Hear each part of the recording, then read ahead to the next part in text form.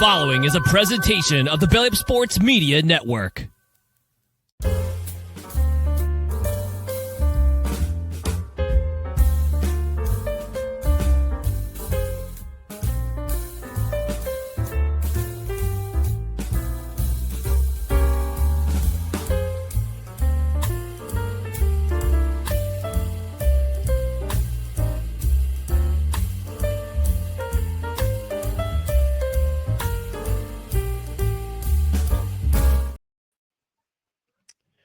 Yeah.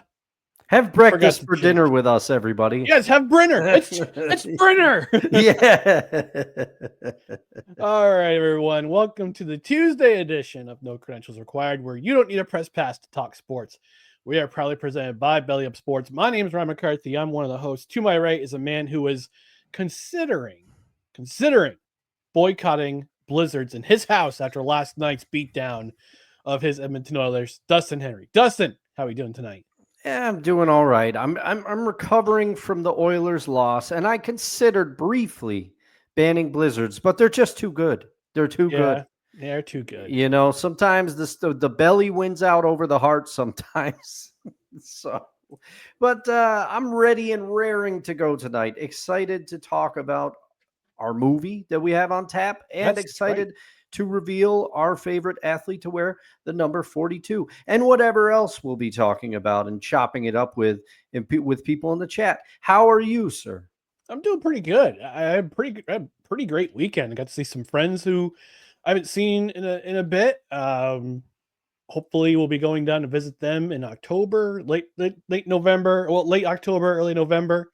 But they're going to be up here for in early October. But I get to see them for a birthday party of one of my friends, and then and Friday night was a great night. I had my own personal sports bar with I had Stanley Cup final game 2 on the big screen. I had CFL on the little screen. I had my beer in my hand. Yeah. And Saturday night I watched Money in the Bank and did some laundry. So there you go. pretty good weekend. Yeah. A+ in my book. Yeah, I mean, I mulched a little bit on Sunday. That's how I know I'm getting older. Yeah, I'm trying to up the curb appeal on the house, but I woefully underestimated the amount of mulch I would need. I will be making a return trip to a hardware store to buy many, many more bags because I got a lot more to do. Yeah, that's what happens. It happens. Happens to all of us. Yeah. So here's what's on the menu tonight. We're going to talk about No Ticket Required. It's going to be the third installation of our summer movie series for 2025. We're going to talk about Mystery Alaska, our reaction to it. We're going to talk about Aaron Rodgers signing with the Steelers. Spoiler alert. We're talking about Stanley Cup Game 3, the nightmare that was, if you're an Oilers fan. And then we're talking about our favorite athlete to wear the number 42. But before we do that, we just want to remind you about our social media channels. You can find us on Facebook, Twitter, Instagram, and YouTube. Just search No Credentials Required. And you can also find our other podcasts and written articles at bellyupsports.com. On the podcast side, you can subscribe to the podcast wherever you find podcasts, including Apple Podcasts, Spotify, Spreaker, Amazon Music, iHeart, TuneIn, Pandora, and also our YouTube channel.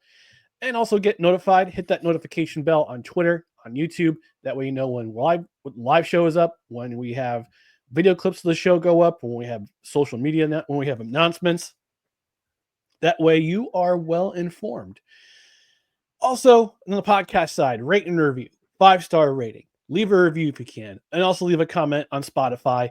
Also, if you're watching, this is a live show on Tuesdays at 6:30 Eastern, although we push up to 6:45 today because I had an appearance on Levac and Gaz, our local radio show, friends of the show. I went on their show for a bit. They had a remote in Mohawk Chevrolet in Malta, so I stopped by with some C4s and said hello and talked about different topics for sport in the sporting world.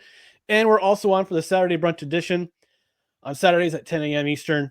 We're also on the Belly Up Sports YouTube channel the next day following this show on Wednesdays at 8 a.m. Eastern and Saturday at 2 o'clock Eastern.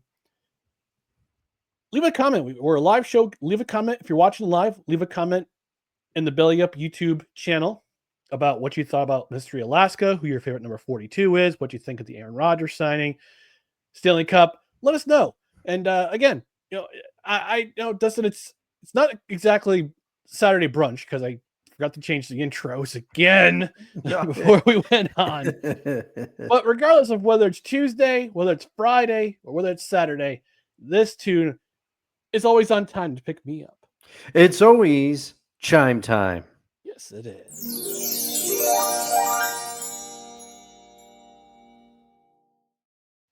We have already got a comment in the comment section from our boy of summer, Kevin Wilson, saying, "Happy Tuesday, gentlemen. Happy Tuesday to you, sir. Happy Tuesday to you, Kev. Yeah, we appreciate you stopping by. He's with us on Saturdays talking baseball, amongst other things. So we're gonna get to it. We're gonna talk about the movie we watched this week, and I'll play that bumper, that beautiful bumper, for no ticket required.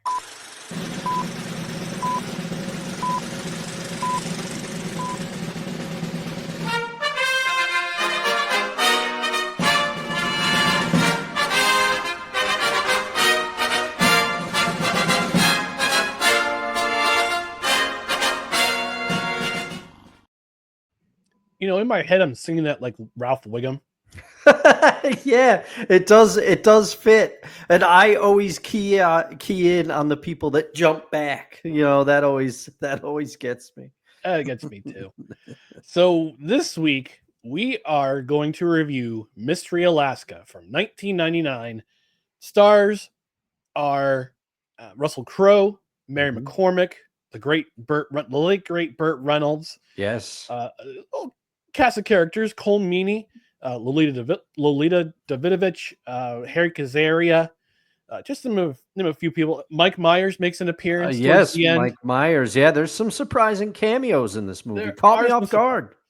There are some surprising cameos, but we're going to talk about this movie. And Dustin, I'm going to start with you because I don't think before this weekend you saw Mystery Alaska. No, I had never seen this. A little peek behind how the sausage is made. When our original choice, we could not find it on streaming. So you and I were going back and forth, and I found this movie on lists, but I had never seen it. And then you said, how about, after a little bit of back and forth, you said, how about Mystery Alaska? And here we are. And I have to say, when the movie first started, I didn't know what to think, but by the end of the movie, I was not disappointed. Okay.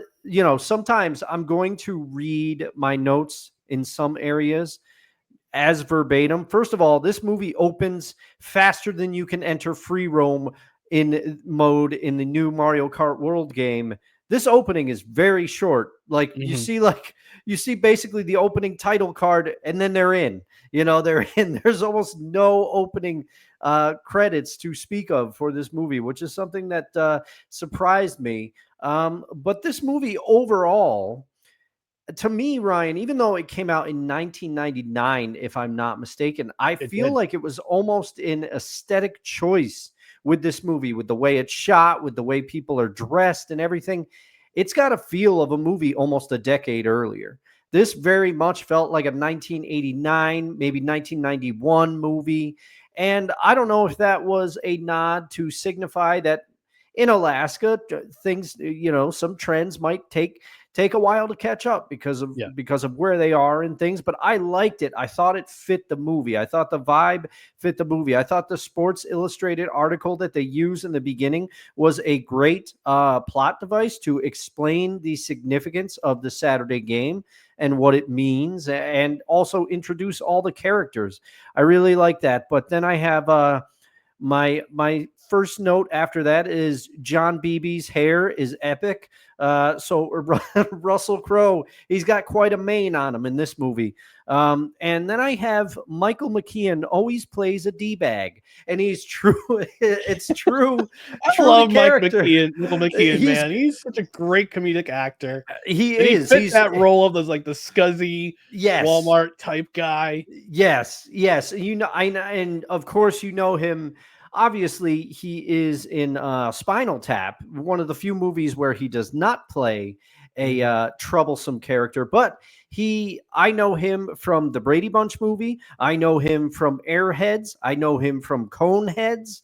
In all of these movies, Clue. Oh, Clue. Yeah, Clue. Oh, such a Also, he great does movie not. with the He great Tim Curry. Oh man, yes. he fit that Butler role so That's a well. fantastic. We might Love it. have to do bonus content on that one just for the heck of it. Maybe around Halloween or something. And The French Maid.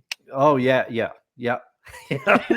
But the funny thing is I have that he does fit. He plays a short role in this movie, but he plays a executive of a shopping chain who's threatening to come to town. But the things that stuck out to this movie, I couldn't believe how young Hank Azaria looked. Yeah. But I like how the whole community kind of gets behind this hockey game. You could tell how much it means to the whole community. Everybody pitches in to clean up the ice. The whole town's invested, for better or worse. John Beebe gets demoted from the team because people say he can't play anymore, and you gotta have the young kid come in there, the young gun. Yeah. You're But slow, and you haven't scored in over a month. yeah. Yeah. Yeah. But it's clear that his character is one of the better minds in on the team, and he's kind of one of the unifying forces of the team. And of course, Burt Reynolds, he realizes this throughout things that happen in the movie. But I was glad that Skank got hit in the head with the shovel. He deserved it. He deserved it for what he said. But there's a lot. Nothing leaves the room. In true hockey, Yes. in true locker room faction, what's said in the room stays in the room. And that violation is dealt with in a rather humorous fashion. Yes. But there's lots of drama in this town. Yeah. There's Small town drama. Sure. The mayor's wife is having an affair with the Skank himself. Charlie obviously has feelings still for BB's wife. They find out they were high school sweethearts. That becomes a theme in this movie. But Mike Myers makes a cameo in this movie. I was very surprised to see Mike Myers. It was pleasant, and that gives this movie points. I'll get to it later when I reveal my order. But the thing, my favorite line of the entire movie is when one of John Beebe's kids is interviewed. I cannot repeat what he said because we are on the big show. We are on the Belly Up channel, so I'll keep it clean. But you're gonna like the line if you watch the movie. And I was invested in the story because it's the classic David versus Goliath tale. And what I think is going to help this movie's ranking for me is the fact that I bought into it. I was more invested in the final game. And I think that helps. But it does have some sports movie tropes, but when they work, they work. I wrote my last note was complete with a slow clap. But in this case, it works, and you get behind some of the characters, and I think it really paints probably what's a pretty accurate picture of locker room and like team banter and stuff. And you could tell it really matters to these guys, and I just enjoyed it. Like I said, it's a classic David and Goliath tale. But with that, I'm going to throw it over to you because I've gone on for a little bit now. Oh, that's okay. That's okay. I wanted to get your thoughts because I've seen the movie. I actually own the DVD, and now I own it. Now I own it on Amazon. It was $5 to buy on Amazon. So, but it's a great deal if you want to watch a really good kind of dramedy, if you can call it that, comedy drama that involves some sports. Because I forgot when I watched this movie. I was more interested in the hockey aspect, but as I've gotten older, I've seen it with new eyes as I've gotten older. Since this movie is 26 years old now, since its first release, I start to see the human aspect of it, the small town drama, the typical small town drama you get with people. You hear things and rumor spreads and people talk in a small town. Yeah. And you also see the small town defense when Mike McKean's character gets shot by by Connor. Yeah. Although it was accidental. Yeah, it ricocheted off a wheelbarrow. And I was aiming for the dog food, but I ricocheted off a wheelbarrow and just hit him in the leg, and he called the town Oh yeah, a whole string of things. And Yeah. FS, F town, that kind of thing. But and then they go to trial, and then the whole thing is that Burt Reynolds plays the judge, and then later Mhm. coaches the team. And he's at the beginning of the movie, he's very anti hockey Yes. because when he was a kid who grew up in the town, didn't get to play the Saturday game, what's known as the Saturday game, Mm-hmm. but he still wanted to play college hockey. But he's the judge of the town. You can see him at dinner talking to his son and his daughter, and he's like, you don't Scooping the potatoes. skate, you don't pass the puck, you always shoot. More potatoes, honey? Yeah. This plate. I've lost my appetite. Yeah, and he leaves. He leaves. He leaves. doesn't even have his wine with dinner. And Yeah.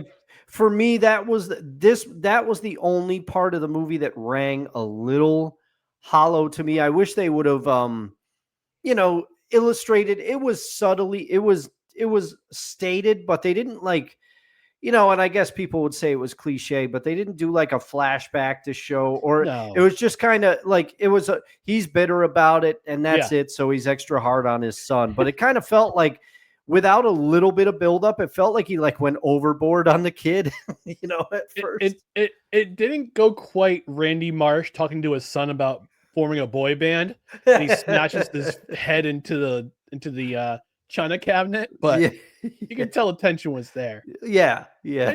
But there's tension. There's father-son tension throughout the movie. There's husband-wife tension. Yeah. You find out that the mayor's wife is sleeping with Skank, and he comes to find out about it because, he left his necklace in the bed. Yes. Yeah, bad Skank. But there's also other drama. One of the characters dies when he goes to New York and goes to in front of the judge, and he was one of my favorite characters in the movie. I like that. He's the heart of that movie. He's one of the hearts. Yep, Bailey, played by the great Maury Chaykin. But this movie, like I said, I initially saw it just because of the hockey aspect, but again, you start to see the human aspect and how relationships work and how relationships don't work, and how magically after Skank's apology, the mayor and his wife are lovey-dovey again. It's like that does. Okay, Ryan, suspend reality. You're good at that. You're good at suspending reality. Let's keep it that way, Ryan. Okay, but in real life, it doesn't work because you need more of the you need more of a you do more work in your marriage. But there's some facts in this. So according to IMDb, the entire New York Rangers roster is fictional. Many of the players on the actual Rangers roster at the time refused to be in the film, which is funny because if that were to take place in 1990 during the 1998 season, you would have had Wayne Gretzky, you would have had Brian Leach, Mike Richter, scoundrel Mark Messier, bunch of the guys from the Rangers in that era. But I'm thinking to myself, you know what? They probably brought up the guys from Binghamton because the Rangers farm system was in Binghamton at the time.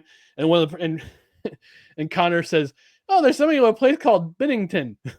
Oh yeah, he does say that. That's right. I forgot. Yeah, there's something. Yeah, and I'd forgotten that. I knew that Stevie at the end of the movie was signed by the Rangers because they loved his speed and they loved his absolutely burner speed. But I forgot, and I thought it was the goaltender they signed, but it was Connor who they signed because of his shot. But some more facts: the movie is loosely based on the 1905 Stanley Cup game between the Dawson City Nuggets, Dawson City being in, I think, the Yukon territory, and the Ottawa Senators. And another fun fact: the defense Russell Crowe's character John teaches the team is the neutral zone trap. I know. I saw made famous by my New Jersey Devils. So suck it. Yes, indeed. And I love it. And I love when one of the players, I think it might have been Connor, he said, we're gonna play it, and BB goes, "No, we're not gonna play it. We're gonna learn it so we can beat it." Yep. Yep. Russell Crowe's character John Beebe wears number 10 as team captain. Crowe said Ron Francis, Ronnie Hockey, inspired him to wear number 10 in the film after they met. Francis wore number 10 throughout his NHL career and captained the Hartford Whalers / Carolina Hurricanes and Pittsburgh Penguins. So yeah, there's some ties there. Also, if I remember correctly, Mary McCormick went on Howard Stern back in the day because she was also in Private Parts, the Private Parts movie. And she said that when she made this movie, she was inspired to sign up for a local women's league team. Oh, wow. In Los Angeles when she was living there. So I don't know if she still plays in that league now. She's in her 50s, I want to say. Let me just double check real quick. Real-time research. Research. Yeah. But check out wait for the t-shirt. Yeah. February 8th, 1969. Nice. Wow, she's 5'7.5". She's a tall girl. Yeah, oh yeah. She's my type. She's taller than me. Mary McCormick, if you're out there. Hey. Oh, she's married. Never mind. Oh. But still, like I'm a Mary McCormick stan. So I liked her in Private Parts. I loved her in this movie. Like she was excellent in this movie. So but yeah, this movie, I mean, for me, it definitely affected my ranking too. I mean, Seabiscuit right now, Seabiscuit is still number 1. Yeah. But moving to the coveted number 2 slot is Mystery Alaska. I don't know about you. Yeah. No, I'm exactly where you are. This may be the first and only time that we are unified on our movie rankings. We'll have to see how the rest of the series shakes out. But over the first 2 years that we did this, you and I had some differences, but this one I'm lockstep with you so far. Seabiscuit's going to be tough to top because I think both of us, I mean, look, we glommed onto the same quote, and I think we saw the movie the same way a lot of time during this review. And for this one, because of the fact that I bought in more and just kind of let the movie take me, to me shows that it was a better movie to me than Draft Day. Because Draft Day, I was laughing at the ridiculousness of some of the things that went down. And in Mystery Alaska, it definitely has some of the ridiculousness. In all likelihood, a team like this would not be able to hang with the New York Rangers. But that's another thing. Okay, without spoiling it, because I recommend you go and watch this movie if you're just looking for something that's lighthearted, but it's got some heart. It's $5 on Amazon if you buy it now. Yeah. FYI. And the thing is, like, it ends where it's got a feel-good sports movie ending, but it doesn't end maybe the way that you think it ends. And I liked that aspect of the movie. Me too. And I was looking at the IMDb in the cameo section. Mike Myers' character.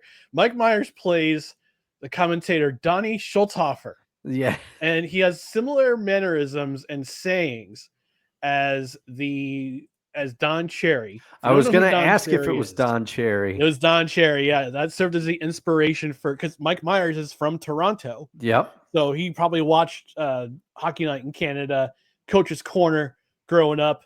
You're getting used to all his mannerisms. He's a good Ontario boy. Did I ever send you Don Cherry Piano Desk? That's one of the greatest. So if you go on YouTube after our show, of course, watch our show. And then after the show, look up Don Cherry Piano Desk. Because you know how Don Cherry used to put his hands on the desk and do that all the time? Somebody put piano to it.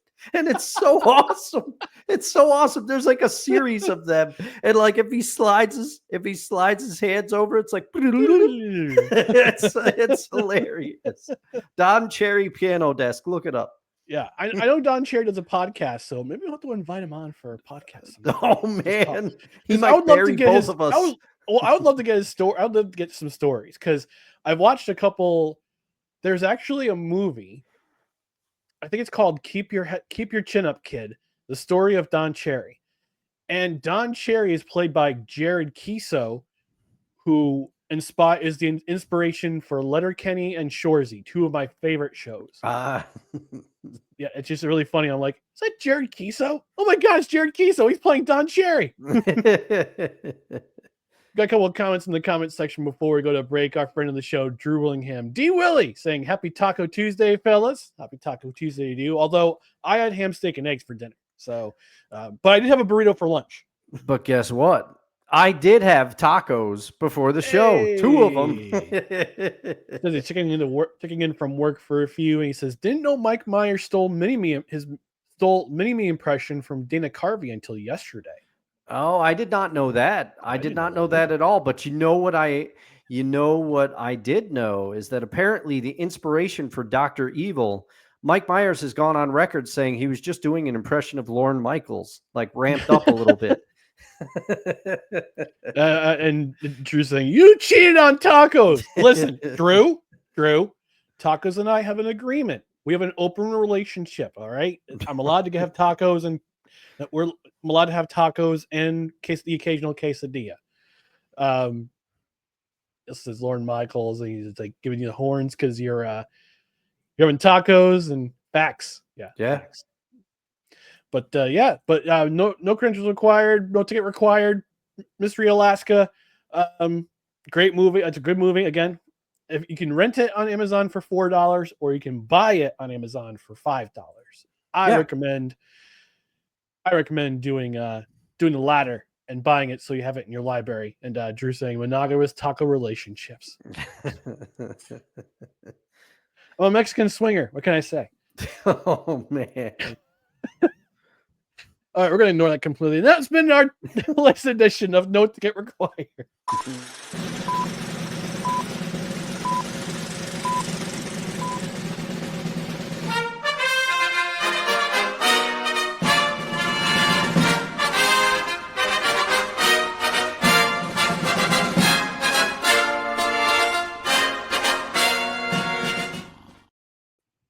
Yeah, I might have to make a relationship podcast called No Pineapples Required. I don't swing.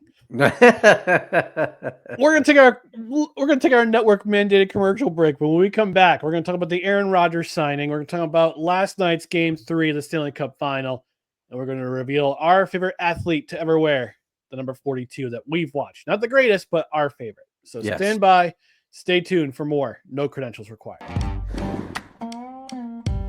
Righteous Felon Craft Jerky is the official jerky of Belly Up Sports. For over a decade, Righteous Felon Craft Jerky has led the American meat snack revolution by concocting delicious, adventurous, U.S.-sourced jerky recipes for uncompromising carnivores across the country. With 15 different flavors to choose from, Righteous Felon has all jerky lovers covered, and by using promo code BELLYUP, you will get 15% off your purchase at RighteousFelon.com. Do your taste buds a favor today and rip into a bag of Righteous Felon Jerky. Righteous Felon Craft Jerky. This is our sponsor, affiliate sponsor for this edition of No Credentials Required. Look, we've been reviewing movies for the last 3 weeks. We got 7 more to go. By the way, Blue Chips. Next week we're going to be reviewing Blue Chips with Nick Nolte, Shaquille O'Neal, Penny Hardaway. That's going to be a banger. I can tell already. Ryan, how long has it been since you've seen Blue Chips? I think it's been over 30 years since I've seen Blue Chips. Well, I'll give you just a quick little teaser. My favorite part is how postal Nick Nolte goes when he's trying to break down plays, and he's like, he's out there backpicking, and he's like drawing frantically on this board. Now you'll be able to see it. But anyway, back to the magic that is. Back to the magic that is Righteous Felon Craft Jerky. And we've been watching movies for the last couple of weeks, reviewing them on this show. Everybody has their own favorite movie time snack. For myself, it's usually pretzels or popcorn. For Dustin, I'm pretty sure it's popcorn himself. Oh, it's popcorn. Or some Chex Mix as he makes occasionally. But if you're looking for a snack that's full of protein, low sugar, all natural jerky, go to righteousfelon.com. They've got a wide variety of flavors. They got my favorite, the old school, the OG hickory, the Rocky Balboa, which is a little spicy, Soul Survivor, the Maryland Monroe, which is made with Old Bay crab seasoning. They got the turkey jerky, which tastes like a Thanksgiving dinner. But they only have the jerky. They've got the air dried biltong, which is African inspired. You got the beef sticks. You got the beef sticks and the pork sticks. The taco taco, which is 100% pork. And like I said, like unlike these other other imitators of the beef stick form, which Righteous Felon's made with 100% beef, 100% pork. All these other imitation beef sticks, their primary ingredient is pulled chicken, pulverized chicken. Oh man, You can't have that. No. And I got to say that I've had the barbecue flavor, liked it. The OG hickory still my number one when it comes to the jerky. Probably I've had the Truffalo Bill as well because you're a man of your word from our Olympic basketball bet. But recently, my brother-in-law was the winner of the Alex Ovechkin OV Goal Watch 2025, and one of the prizes that he won was Righteous Felon. And I told him, I said, pick a few varieties from the site. And he was going through, and no shade to him if he's watching, but he's a little picky. He's a little picky about things.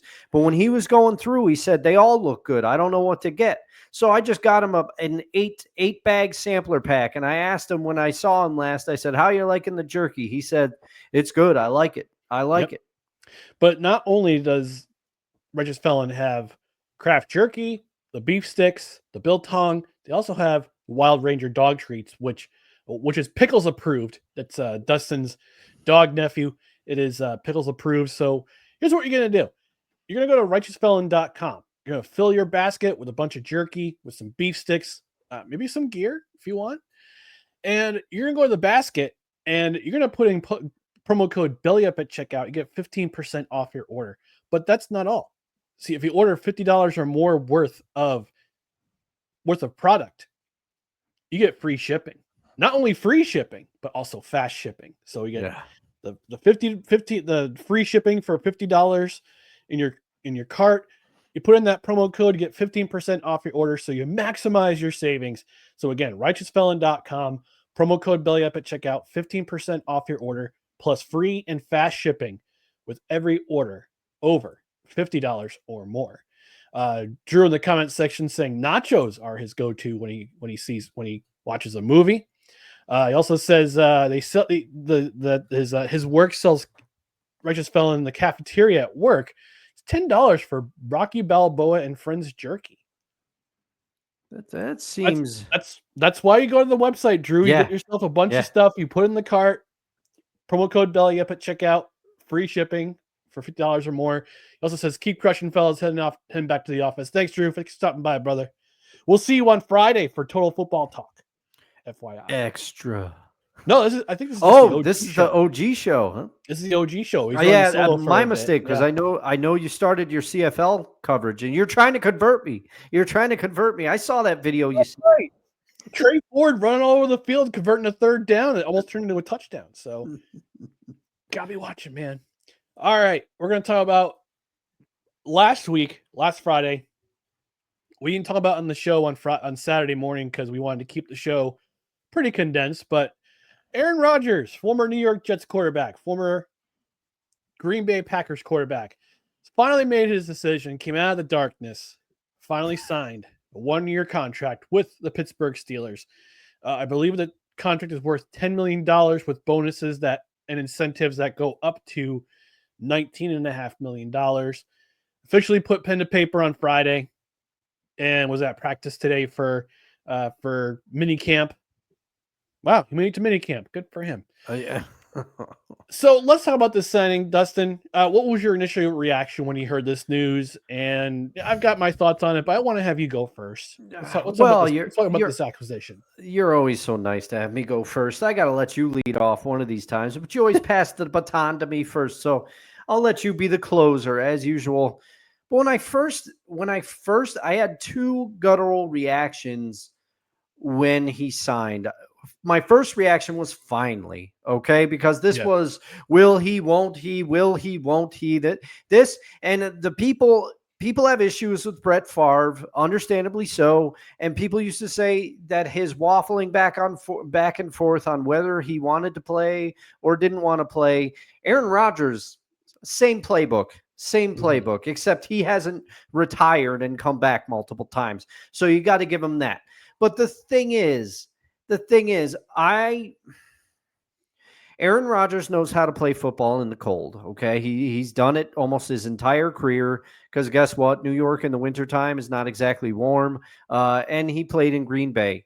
So that's not what I'm worried about. But I don't know how much Aaron Rodgers has left. And I don't understand how he can still command what Mike Tomlin must have wanted him in Pittsburgh bad because they waited. They waited for so long and they went out and they signed DK. They traded for DK Metcalf and they have George. They have Pickens there, and I don't know how Aaron Rodgers at this point. Now, I'm not going to argue that Mason Rudolph would be the better choice at quarterback, but do I think that Aaron Rodgers is going to take the Steelers to the Super Bowl? The Steelers defense was great last year, but it faltered down the line. And Russell Wilson and Justin Fields at points both look great for the Steelers. Jury's out on Justin Fields and what he's going to do with your New York Jets next year, Ryan. I like that signing a lot, actually. But Russell Wilson faltered down the stretch. There's no other way to say it. Even the biggest Russell Wilson fans, which, hey, I'm not one of the haters. Russell's exit from Seattle was not the best. But Russell still, I love what he did for the Seahawks. And I might get roasted for this one. But I would argue that Russ probably throws a better deep ball than Aaron Rodgers, even at this stage of his career. And you could make an argument that for as much hate as Russell Wilson gets, he might have a little bit more left. Aaron Rodgers does not have the mobility of a Russell Wilson, even though Russ is taking way too many sacks later in his career. We'll see how he does with the Giants. But Aaron Rodgers missed a throw last year, and I keep talking about this because I was there live for the game, as was my co-host and the captain of the ship for Seahawks Sessions, and Mr. Dan Cruz, and we both noticed Aaron Rodgers missed a wide open receiver in the end zone that could have broken that game open for the Jets, and he missed him badly. He didn't have many, better than anybody. It's not like he had a bunch of hallmark moments for the Jets. And I don't think the Jets put a bad team around him. And to some degree, the Jets blew up their team and allowed Aaron to make a bunch of signings. People say that it's not like he was the GM of the team, but you cannot disagree with the fact that they allowed Aaron Rodgers to shape the offense. They allowed Aaron Rodgers to bring in plays that he was comfortable with.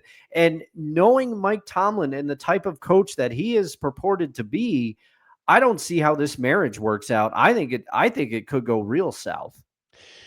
So for me, this could go one of two ways. Either the Steelers go 10-7, and they're a wild card once again. Mike Tomlin keeps his streak alive of consecutive seasons over 500, or this could go very poorly because, as I see it right now, Aaron Rodgers has 2 targets to throw to. He's got DK Metcalf and he's got Pat Freiermuth, and that's about it. And he doesn't have much of a running game to rely on because Najee Harris went to, I believe, it was the Chargers, I want to say. Oh, I'll have to look that up. I'm looking it up right now. Yep, he went to the Chargers.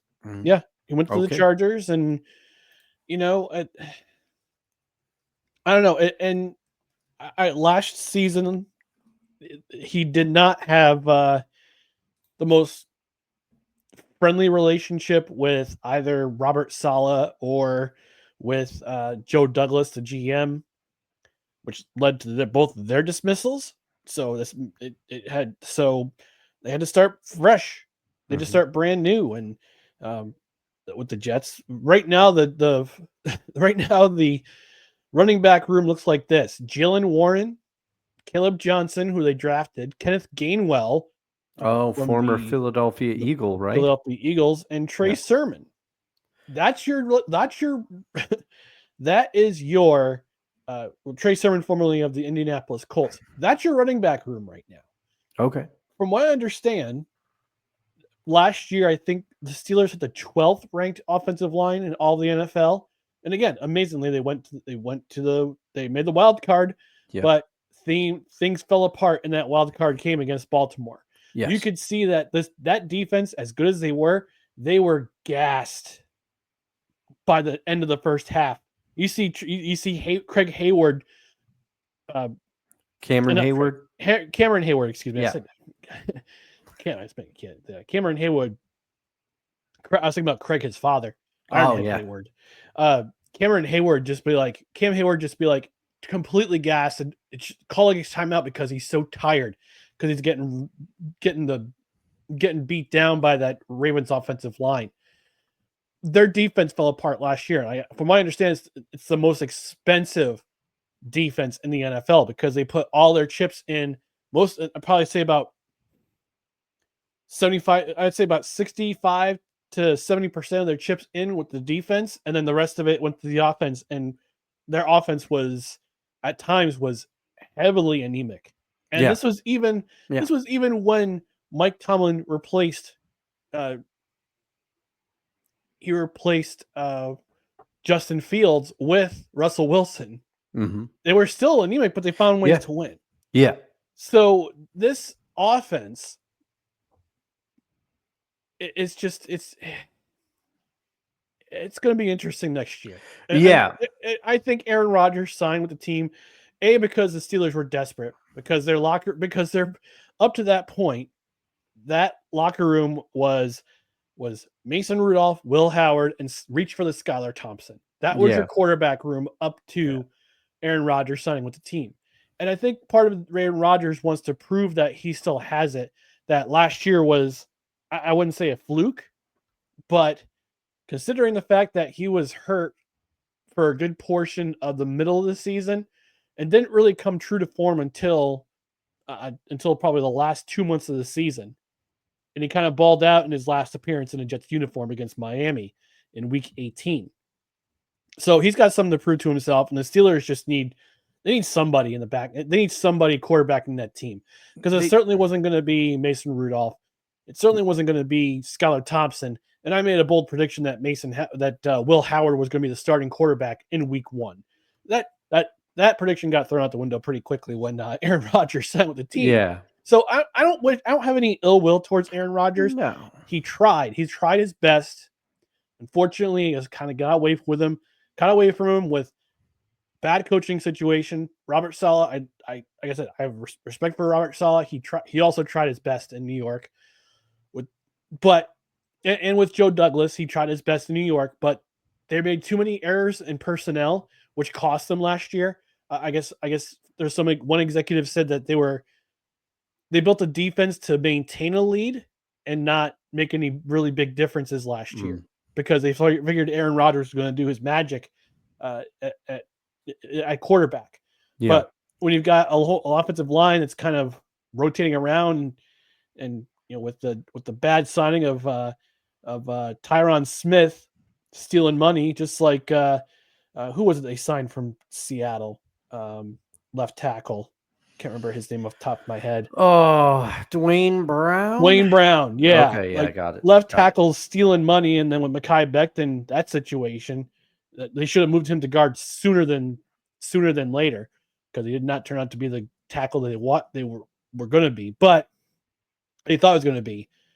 But yeah, I have no ill will towards Aaron Rodgers. I jokingly laughed at the beginning of the show when we mentioned what we're going to talk about. Yeah. But I have no ill will towards the guy. He tried his best at 41 years old and coming off a catastrophic injury of a torn Achilles, and actually did his damnedest to come back in 2023. He did. That you can't argue with. He definitely did, but I don't know, and I don't have any ill will against Aaron Rodgers. It's just what drives me crazy sometimes is this back and forth. And I know some Steeler fans in my life, and I said to one of them, I was having a conversation, and I said, this is going to sound crazy, but if I was the Steelers, I would have been talking to Kirk Cousins, because at least Kirk Cousins wants to play. Yes. Aaron wasn't sure for a while, Kirk, at least he's made it clear he wants to play. Now, Kirk Cousins, it was not good last year, but at least the drive is there. He wants to play. Yeah. and Kirk Cousins come off the same injury that Aaron Rodgers had. Yeah. Yeah, catastrophic injury. You know, it's look, a torn Achilles is not something that you come back like and just get up on your feet 2 weeks.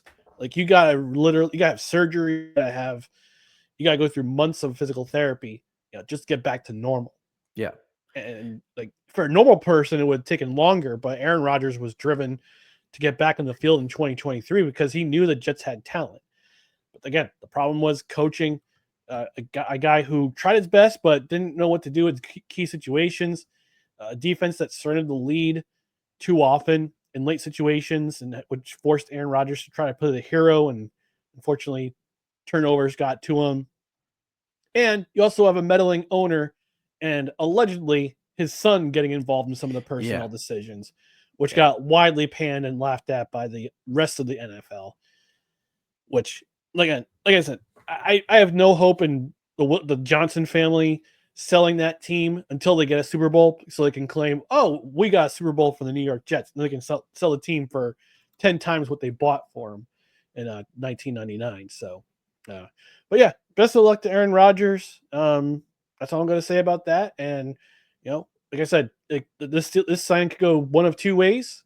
Either it could be great for the Steelers and he has a great season, or it's going to be a complete disaster and the Steelers will have to let go of Mike Tomlin and find a new coach. So, yeah, that's what happened with Joe Douglas. He put all his hopes in. It was a kind of a Hail Mary to save his job, and wound up costing him his job. So, not gonna begrudge the guy. He's a football player. He wants to prove that he still got it. So, hey.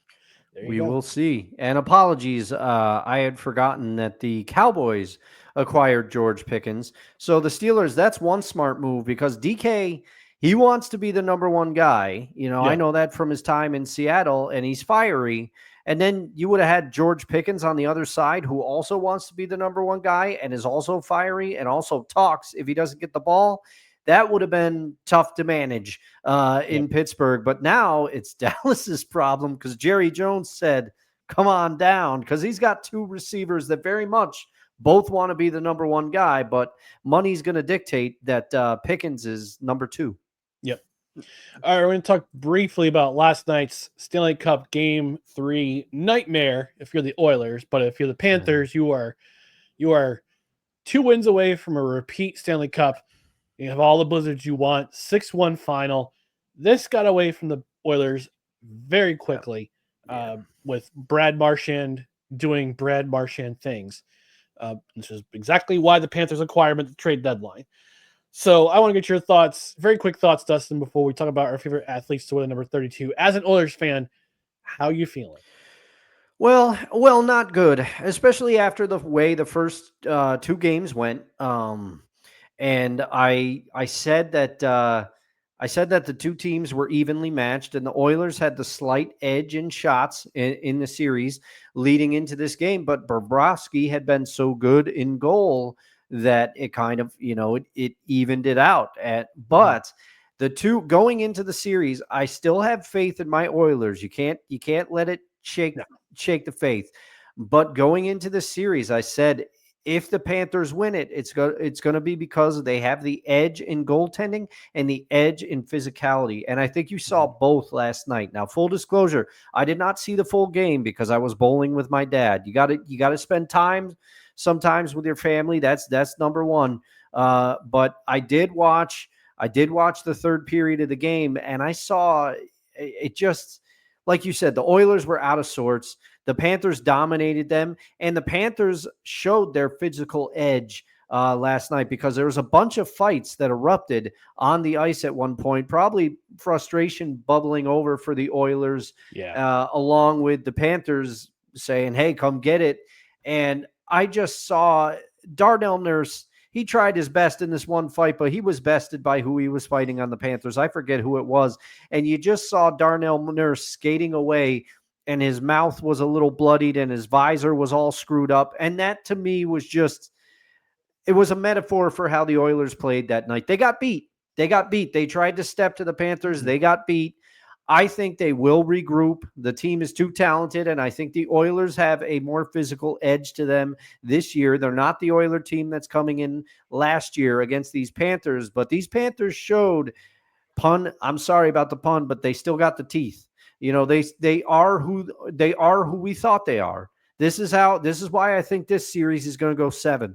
Because the Panthers will not go quietly if they go at all. And if they play like they did last night, the Oilers are in trouble. As long as the Oilers are able to take one in Florida, I will be happy. But, man, it was not good last night. Kind of took the wind out of my sails a little bit.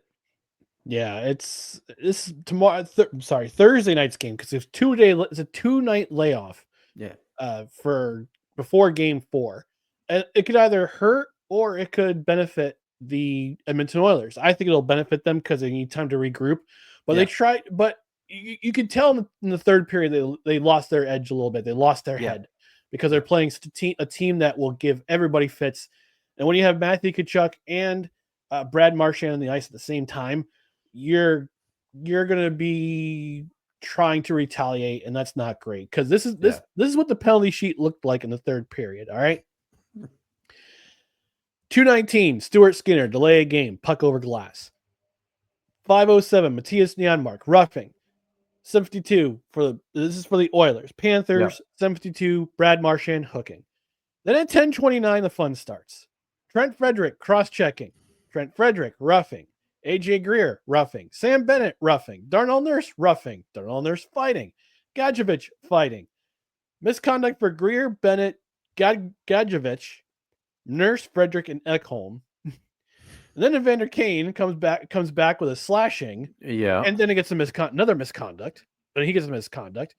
Wallman has an unsportsmanlike against Tkachuk and a roughing double minor. Aaron Ekblad gets a double minor for roughing. And then Kasperi Kapanen gets a cross-check penalty with a misconduct. And then Luosterainen because of charging penalty on Brett Kulak. So that was the entire third period.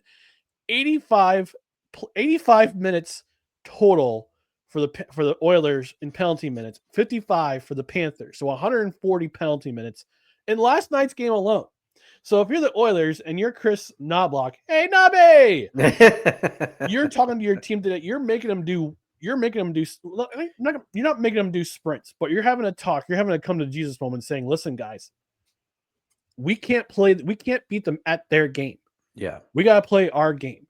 And yes, we play heavy at times, but right now we got to play smart and we got to play disciplined. And that's going to make the difference tomorrow on Thursday night in Game 4. And if Florida wins again, it's going to be another 3-1 deficit in this series. But I guess I'm back in guys this afternoon. Like I asked about it. You go down 3-1. We've seen a 3-1 comeback before. We saw a 3-0 comeback last season, and tied the series at 3. And unfortunately for you, the Panthers won in 7. So this is a come to Jesus moment for the Oilers, I think, especially after last night with 85 total penalty minutes and a bunch of guys getting misconducts left and right. So that penalty box looked pretty full.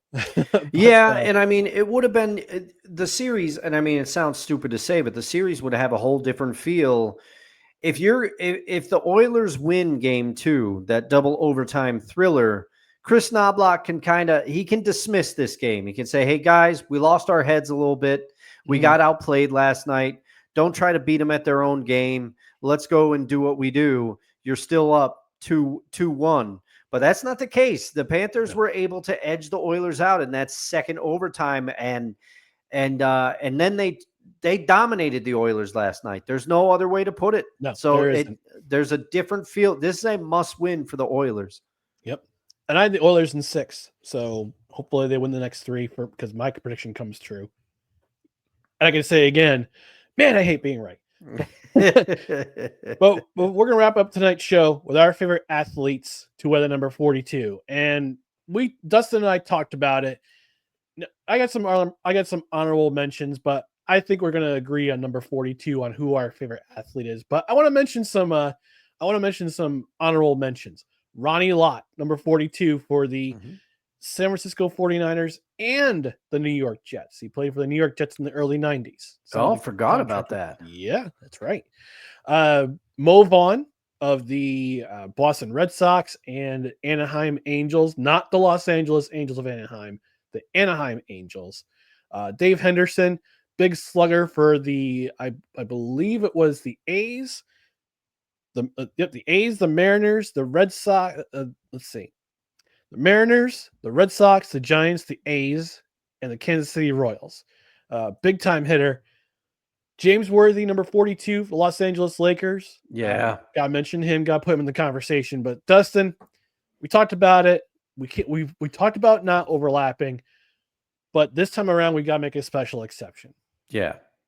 Yeah, there was no other choice. For me, I knew because Ryan and I are both Yankee fans and we both saw a ton of this man play, and he is the most dominant at his position with how many pitches? One.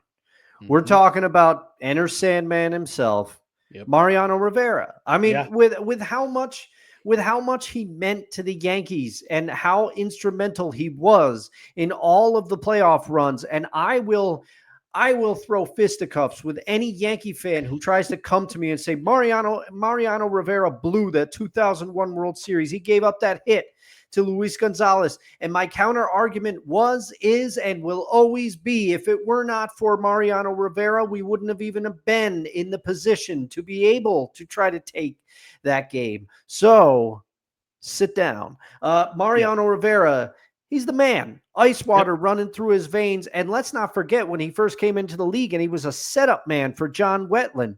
That's a ridiculous 1-2 punch. And John Wetland, he's nothing to sneeze at as a closer, but Mariano became so dominant and it was so easy that it made the Yankees' decision to first move Wetland's role and then ultimately let him go because Mariano Rivera was so dominant. And that's why the Yankees, we as Yankee fans, we got spoiled, Ryan. We did. We got spoiled because if the game got to the 8th or 9th in the playoffs, or it got to the 9th in the regular season, it was over. Mo was going to shut the door. And it always seemed that as the stakes went up, so did his play. Nobody could hit that cutter. They all knew it was coming. They all knew it was coming, and nobody could hit it. And I forget who taught him that pitch. I can't remember, but there was a player he credited with teaching him that pitch. I think it was somebody out of the Yankee pen. Might have been one of the pitching coaches. I can't remember.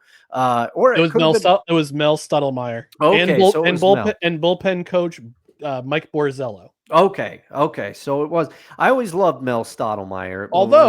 Although Mo Rivera famously stated that nobody taught me the cutter but God. But Mel Stottlemyre and Mike Borzello helped him develop it.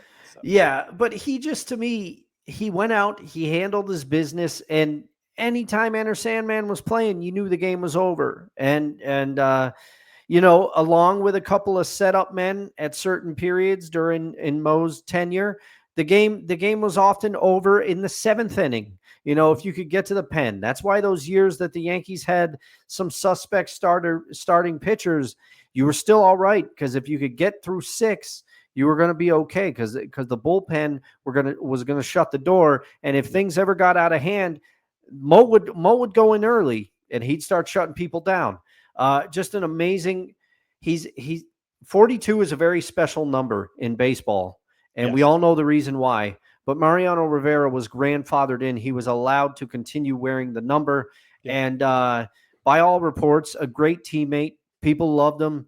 And Yankee fans, we all know what it was like. One of the most dominant athletes we've ever seen at any position. Yeah. Back in 2021, in the early-ish iteration of no credentials required, I did a top 10 ranking of athletes to come through, professional athletes to come through the capital region area. And Mariano Rivera, I think I ranked him at number 2 or number 1 because he played for Albany Colony Yankees back in the day. Yeah. He was never supposed to be a reliever. He was a starter. He was predicted as a starter, but he just couldn't get it together in terms of starting. So Joe Torre made the decision in 1996 to put him in as a setup man for John Wetland, and that catapulted his career. And then he became full-time closer in 1996. So, according to Baseball Reference, he is the all-time career records leader in games finished with 952, saves 652, and ERA plus. I don't know what ERA plus is. Some sabermetrics nerds, help me out. What is ERA plus? Because it just shows me a formula. I can't really describe it, but it's ERA plus of 205. He's the career leader, all-time leader in those categories. I believe he's also the all-time leader in postseason saves with 42, and he has a career ERA. He has an 8-1 record. So in his career, postseason career, win-loss record 8-1. We all know what that one is, unfortunately. Yeah. ERA of 0.70 in 96 games, finished 78 of them, 42 saves, and 141 innings pitched. Ridiculous. Unbelievable. And the most memorable of them, of the innings he had, was in 2003 when he finished Game 7 of the ALCS. He pitched 4 innings of shutout ball, allowed no runs, got the win on Aaron Boone's launch off of Tim Wakefield to left field in that famous pose. Which, by the way, I'll have to play our salute to our tribal chief to close the show. But Mariano Rivera, Hall of Famer. I got to see him inducted into the Hall of Fame personally at Cooperstown when I was an intern at 104.5. Got to travel out there for the day and see him inducted in the Hall of Fame. One of my all-time favorite. I'd probably say my all-time favorite baseball player active Yankee. One of my favorite all-time Yankees is Yogi Berra, because I played catcher and he played catcher, and like Yogi Berra was just a great dude. But my money's worth, my favorite all-time Yankee in the modern era is Mariano Rivera. And yes, I believe that he wore number 42. He got permission from the Robinson family to continue to wear number 42 after it was retired throughout all of baseball. And when Mariano Rivera retired after the 2011 season, it was nobody will ever wear number 42 ever again. Yeah. And I could say that 2011 season, I had the pleasure. That's 2011, 2013. Sorry, his last postseason appearance was in 2011, but in 2013, I got to go to a game. Took my nephew to a game where I saw not only Andy Pettitte pitch for what would be his final season in the Yankees uniform, but also got to see Mariano Rivera save that same game. So it was really awesome, that kind of full circle moment to see in the court with the core four, who all played in Albany Colony at one point or another in their career, play in that stadium for the last time before their send off. So that's our favorite athlete to wear the number 42. Number 43 is coming up, and I can't think of anyone right now off the top of my head, but you'll find out on Saturday. Yeah. It'll be a tough one. It will be. Some of these are, people. Some of these are. Some are easy, some are tough. 41 and 42, two of the easiest shows for me I've ever done. Yeah. 44 might be all right, but I think 45 onward through like 70 might be a little tough. Yeah. We're gonna see how we do with some of these, but you really deep on this one. Yeah, you talked about a pitcher though that we may hear about shortly. A few short episodes. This is true. And before we go out, we just want to play this PSA from our tribal chief. The following is a public service announcement from Wise El Jefe, Boston. This has been a public service announcement from Wise El Jefe. Once to the sky for our tribal chief. When's he coming back, man? I can't wait till he comes back. I know. Anyway, but I was referring to Roman Reigns, not Wise El Jefe. He'll be back for the natural. Yes. We'll review the natural. Oh, and one thing, you know what? That I will say about Mystery Alaska, that scene when Connor gets acquitted of second-degree assault. I thought of Wise. Oh, He yeah. said, can't keep him locked up. It's too important to the team. Yeah. Yeah. That's one of the greatest. I look forward to football season for a lot of reasons, but that's one of them because that soundbite will be back. Can't have him It will locked definitely up. be back. He's too important to the defense. I love it. Love it. Love it. All right, we're going to get out of here. Before we do, just want to remind you to follow us on social media. Facebook, Twitter, Instagram, YouTube. Just search for No Credentials Required. Hit that follow button. And look for other podcasts and written articles at bellyupsports.com. On the podcast side, subscribe to the podcast wherever you listen to podcasts, including Apple Podcasts, Spotify, Spreaker, Amazon Music, iHeart, TuneIn, and Pandora, also on YouTube. And get notified, hit that notification bell on Twitter and on YouTube. That way you know when live shows go up. That way you know when show clips go up. That way you know when show announcements go up. We're doing a little experimentation on the Twitter on our Twitter channel, on our Twitter page. I've been last couple of days I'm doing random stadiums of the world. And yesterday it was Escon Field in Hiroshima, Hokkaido, Japan, where the Hokkaido Nippon Ham Fighters baseball team play. That stadium is absolutely gorgeous. And today I put up where is it? Zonda Crypto Arena in Davos, Switzerland, home of HC Davos, and that building is equally as beautiful, if not more. It's a hockey arena. It's absolutely gorgeous. So search for our look at our Twitter channel for that too. Also, again, podcast side, rate, review, comment, all that fun stuff. On the Belly Up YouTube side, leave a comment about your favorite number 42, about what you thought of Mystery Alaska, what you think of Aaron Rodgers signing, and what's going to happen in the Stanley Cup. But in the meantime, we're going to get out of here. So thank you for joining us on No Credentials Required, where you don't need a press pass to talk sports. We are proudly presented by Belly Up Sports or Dustin Henry. I'm Ryan McCarthy. We'll be back on Saturday morning, 10 a.m. Eastern, where we're talking about baseball as well as some other stuff. And we're going to talk about our favorite athlete to wear the number 43. So thank you for joining us. Have a great week. We'll talk to you Saturday morning. Good night, everybody.